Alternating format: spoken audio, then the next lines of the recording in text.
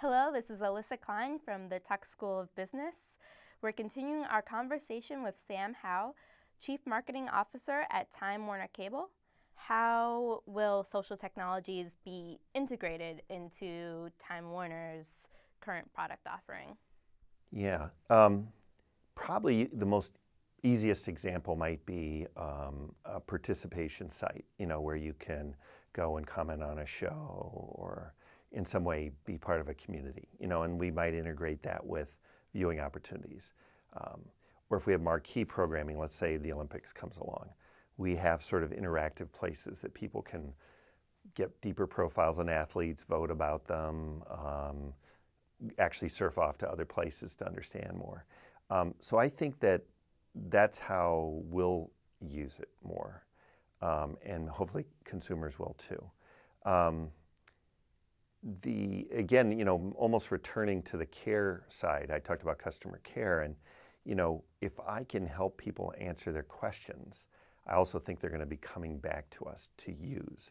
So again, the brand's about control. That's simple and easy. If I can help them control their billing environment, their questions, and their viewership and or engagement with the products, then social media has done a great thing for us as a company, and I think for the consumer. How do you think social technologies will impact your company in 2 years? Sure. Well, if you start from just a customer care point of view, broadly in the environment, 52% of people, when they want to engage with a company to get a service issue taken care of, they go to the web or more and more to social media. I believe that we do an astronomical number of calls every year because people have billing questions or the technology is not quite working. And I believe a lot of those interactions will no longer be on the telephone. That might be a bit self-evident and even a little bit not that exciting, but our company has 14 million customers. In one frame or another, there are about 9 million calls a month. Those aren't all uniques, but the point is, I think a lot of them will be getting their service needs taken care of in social media spaces. Today, as I mentioned, we just reach out and figure out where there are disgruntles, but you can see very soon somebody tweeting us, and we know who they are right away, and can kind of verify their account and immediately be ready to serve them. I think in 2 years, that will be this quiet revolution, this service revolution based on social media, as opposed to just, isn't it cool, I can find information or click around and do different things with social media. That'll all be there, be really important. But I think the big business revolution's inside of how do you serve customers. So this has been a great conversation. What advice would you give to an MBA considering a career at Time Warner Cable? Sure. How would you, make the most as a B school student coming into a Time Warner Cable or any cable company or a media company even? There's never one solution there, of course, and it depends so much on the person, et cetera. But in a certain sage way, and having been an MBA student too, looking into technology once upon a time, the fundamentals are all very important. What do you bring to it? Not how savvy you are, I think people are going to expect people coming out of B school kind of get social media, let's say.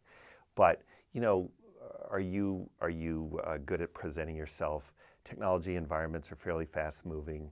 Are you going to not how fast you think, but are you kind of flexible and can you adapt? And be somewhat of a generalist, surprisingly. The industry, the cable industry, especially Time Warner Cable, is entering almost a third phase. It's almost like packaged goods. Share really matters now. The company and the industry grew in the last 10 years really on introduction of new products that were new, uniquely new, like high-speed data. Or back in the day, we were just building franchises out in small towns, building the wires out. Now we're fighting for share. And that's a classic B school kind of problem. When I started out in business school, from business school into cable, generalists were welcome. It's like the sign was out. And so that was really appealing because you could do lots of different things. So today, the companies are hiring more and more specialists. So I think you have to come with a little bit of speciality mixed with kind of a generalist point of view, if you will. So, research, or have you done ethnography work at all inside of research? A very small speciality, but you might say, I really know about consumer insights, but I have 4P marketing sensibilities based on my MBA. And then the rest is down to the usuals. Do you present well, or you got a good personality, et cetera. So I don't think there's a magic formula.